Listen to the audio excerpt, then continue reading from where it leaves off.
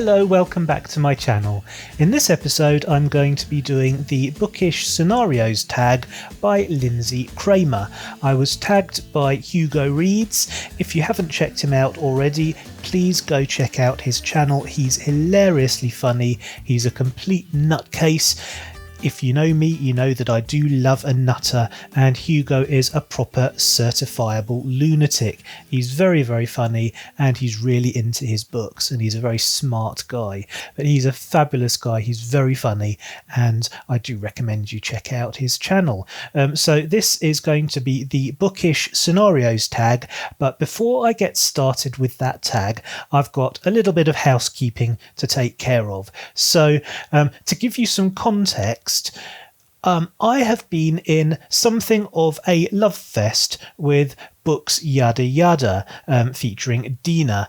She's a fabulous booktuber, and quite a while ago now she did a shout out for my channel in which she basically said that I was a fabulous all-round dude and she really liked me, and so I did a shout out to her and said, Deana's fabulous, I really like her. And so she did another shout out to me saying, Kit's fabulous, I really like him. So I did another shout out to her saying, Deana's fabulous, I really like her.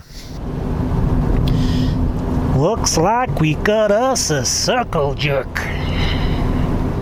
So I just want to make sure that everyone fully appreciates exactly how much me and Deana like each other, in case it wasn't clear.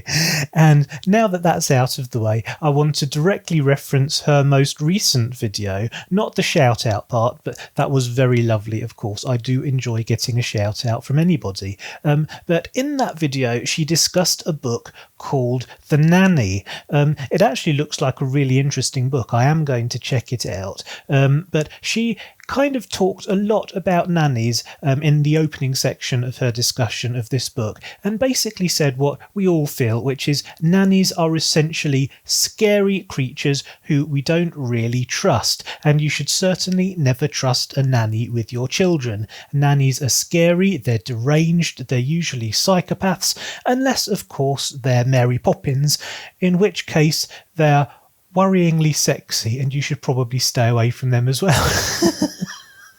However, as Deana was talking about this and discussing nannies, it triggered a memory, something I had completely forgotten from my past. And if you've been watching my channel, you know that I have a long and interesting past. I fitted many lifetimes worth of interesting experiences into the first 20 or so years of my life before I went mad and became a hermit and a recluse.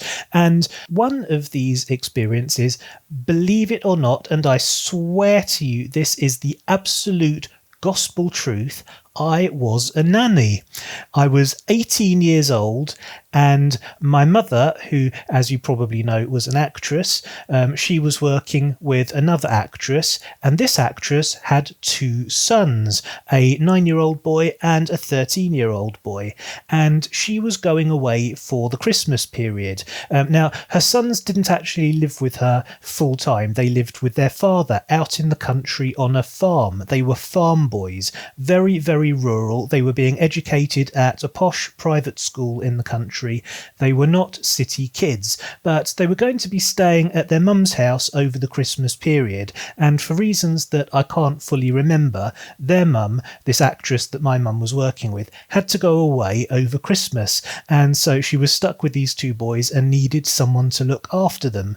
So my mum volunteered me for the job, and so I went to their house to meet the two boys, because obviously I wasn't going to do the job if the boys hated me. I went to the house to meet the two boys, and they immediately liked me.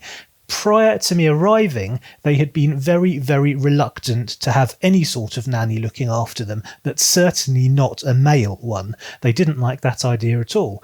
But when I turned up, and bear in mind, I wasn't as you see me now, I was 18 years old, I was young, I was cool. So when I turned up, they were like, oh wow, we're going to have some fun with this guy.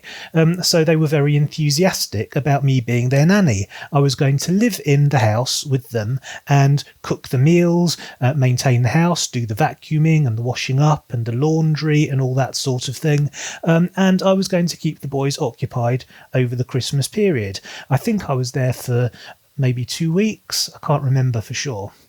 Anyway, this is an arrest story. It's the second arrest story I've told you about now, so I fear that I may be getting an unfair reputation on BookTube as someone with a criminal past. I'm not a criminal. I've never had any criminal convictions.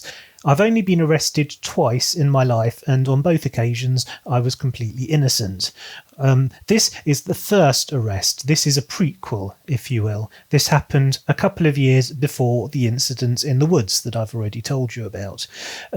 So the arrest happened like this. On one day, while I was looking after these two boys, I decided to take them into London, to Oxford Street, to do some Christmas shopping. Bear in mind, these boys were not familiar with London. They were country boys, so the whole thing was an adventure for them. And frankly, it was an easy way for me to keep them occupied for a certain number of hours without having to do very much. So I took them shopping in Oxford Street, and we were in one of the big department stores. I can't remember which one. So we're in this department store, we're doing our shopping, everything's fine, Christmas music is playing, it's the early 90s, I think it's 1991 perhaps, so the world hasn't turned to shit yet. The world is still a fairly nice place, and the Christmas decorations and the lights are everywhere. It's all very magical and very Christmassy and cosy, and everything smells of mince pies and mulled wine. Americans probably might not understand that reference. That might be a British thing. Anyway, as we are leaving the store, suddenly we're pounced upon by very large, heavily armed police officers. These are fully armed police officers, and they pin us to the ground. They smashed my face into the pavement, causing me to bite my lip and cut it quite badly. And the other boys were similarly roughed up. And bear in mind, the 9-year-old is very clearly a 9-year-old, and the 13-year-old is quite a young-looking 13-year-old. So they were roughed up far more than they should have been, considering that they were children. But I guess policing was different back in the 90s. I don't think the police were quite so concerned about beating up children violently in the middle of London, because no one had a camera. In those days, people didn't have cell phones, and if they had very early primitive versions of cell phones, they certainly didn't have cameras on them. So unless there happened to be a street photographer with an old 35mm camera handy, no one was going to photograph the police beating up two innocent children and their male nanny. So my first thought, of course, was that the assumption had been made that I was a kidnapper because I was male and I had these two boys, and somehow I'd kidnapped these two boys and taken them shopping in Oxford Street. That was my first thought. But as it transpired, someone had seen a weapon, and that's why these police officers were armed, and that's why we were handcuffed and thrown into the back of a police van and taken to a dark, dank dungeon somewhere in a secret location where the police take the very scary people. And we were thrown into this dungeon in separate cells and left to moulder for a little while. And eventually an officer came down and informed me that we were being arrested for carrying lethal weapons in London. And I didn't have any weapons. I barely even had any money in my wallet. I was 18 years old. I was skint. I was assuming that the boys would pay for their own Christmas shopping, and I was just basically there to take them to the shops and then take them home again. So after a lot of toing and froing, it transpires that the older boy, the 13-year-old, had a knife on his belt. Now, in London, I can understand that shoppers aren't used to seeing boys walking around with a knife on their belt. It was a small knife. It was about this long. It was, I think, a baling knife. Is that a thing? He was a country boy. He was a rural kid who lived on a farm, and he had a knife in a sheath on his belt, which he used for cutting the things that bind straw bales. and hay bales. They're bound up with some sort of cord, and you cut the cord in order to spread out the hay or do whatever it is that you're doing. I'm not a farm boy, so I don't know. But he had what I think was called a baling knife in a sheath on his belt at the back of his trousers. This was a part of his clothing as far as he was concerned. He never took it off. When he took his trousers off at night, being a 13-year-old boy, they just landed in a crumpled heap on the floor and were left there until the next day when he put them back on again. And the belt stayed on the trousers and the knife stayed on the belt.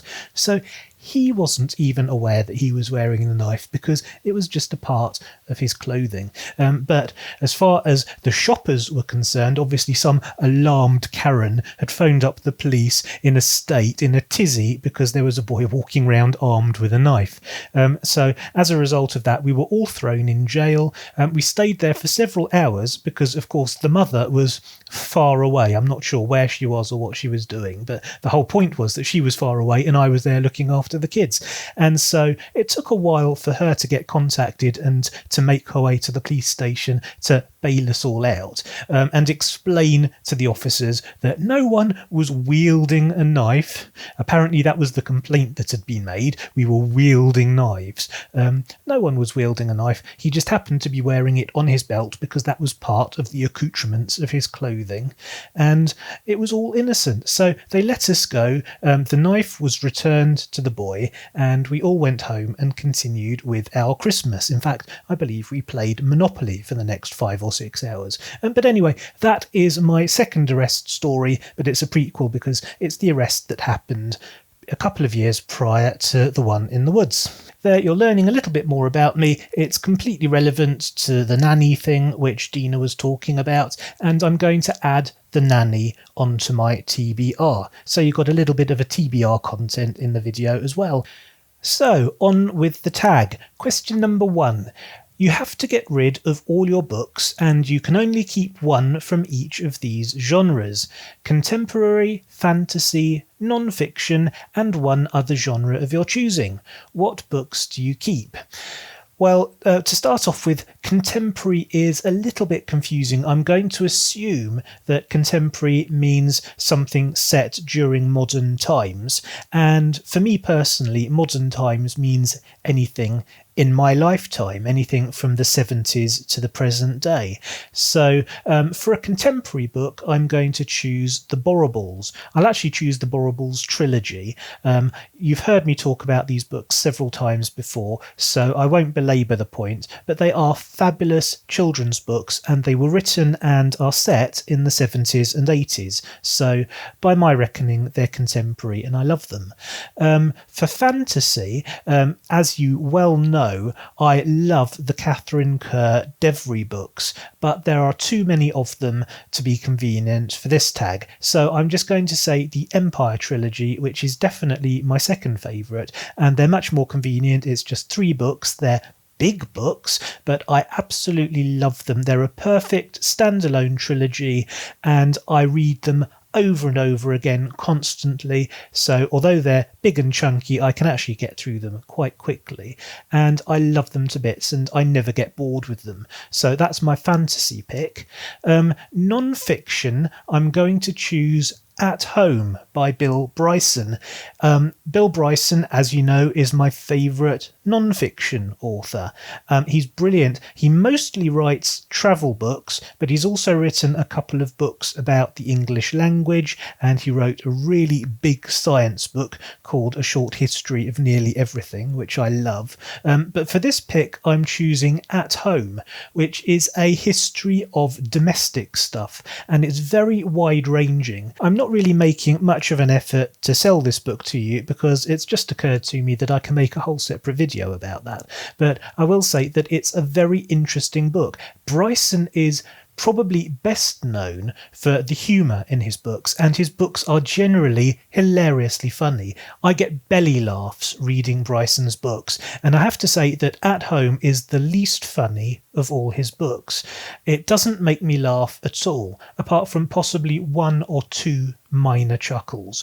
But I love the book because it's so densely packed with really interesting information, stuff that you can bring up in conversation. And so I'm going to take At Home as my choice for a non-fiction book. And then I have the option of another genre of my choosing, and so I'm going to do another Bryson book, and I'm going to say A Walk in the Woods.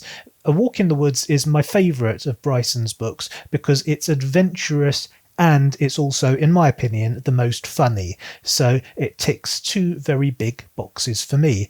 I find it hilarious and also it's genuinely adventurous, and I really like that element to it. Question number 2.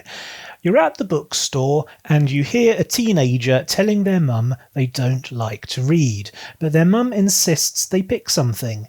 You walk over. Don't ever do that. Don't ever walk over to someone and interfere with their child. That can only end badly. But anyway, in this scenario, you walk over and recommend a book you think is great for people who aren't big on reading. What book is it? Well, not wanting to be boring, but I'm going to say The Borribles again. And this time, for a very specific reason, the question says the child is a teenager. Teenagers are angry, they're rebellious, they dislike authority, and they really like swearing and rudeness and all the kinds of things that grown-ups tell them not to do. And they're very nearly grown-ups, so they feel that they ought to be able to have full autonomy in their lives. That is what it is to be a teenager. The books about the Borribles are written for pre-teens to teenagers, tweens to teenagers, and they are the most anarchic children's books I've ever read. They're full of swearing, they're incredibly violent, and they are thoroughly anti-authority, anti-establishment. The Borribles kill adults in the books. They use catapults to fire stones and kill adults by firing stones at their foreheads. They kill police officers. The books are just... It's amazing that children are still allowed to read these books, but they are fabulously well written. They're really gritty, they're really realistic, they're set in derelict London buildings, and the Borribles make their way through life doing everything they can to avoid authority, to avoid contact with adults, and to just live their lives and be free. It's all about freedom, it's all about liberty and all that good stuff. And the police are the enemies, and the Borribles are incredibly ruthless in dealing with their enemies. So these are great books to give to a teenager because there's nothing patronising in these books, there's nothing childish, there are no talking animals, and it's one of the best pieces of children's literature ever written, in my humble opinion. Question number 3. You're not feeling yourself and need a pick-me-up. Which book do you read to put yourself in a great mood? Voyage of the Dawn Treader. I love all of the Chronicles of Narnia by C.S. Lewis, but Voyage of the Dawn Treader is my favourite. I love the character of Eustace Clarence Scrubb. I think that's one of the most perfect character names ever devised for a children's book. And Eustace is a character that is so three-dimensional, so well drawn, so interesting, and has such a fabulous arc that I just really connect with that character. I've always connected with Eustace. I love the fact that he's loathsome and intolerable at the beginning of the book and ends up as a hero. And the whole story is just fabulous. Voyage of the Dawn Treader is my favourite Narnia book because it's a voyage. It's really adventurous. You get to visit other lands. I love ocean voyages in all fantasy books. I'm always excited when they get on board a ship and sail to a foreign country. I'm not always that interested in the foreign country when they get there, but I like the voyage and I like the fact that we get to explore other lands. And Voyage of the Dawn Treader takes you through several other countries and they're all interesting, and the whole book is just, it's a really feel-good book for me. Question number 4. You go back in time for a day to your teenage years. What book would you most likely have caught yourself reading? Well, I'm sorry to be boring, but it's the Borribles again, although I've already mentioned them a couple of times in this tag and have also made a whole separate video about them.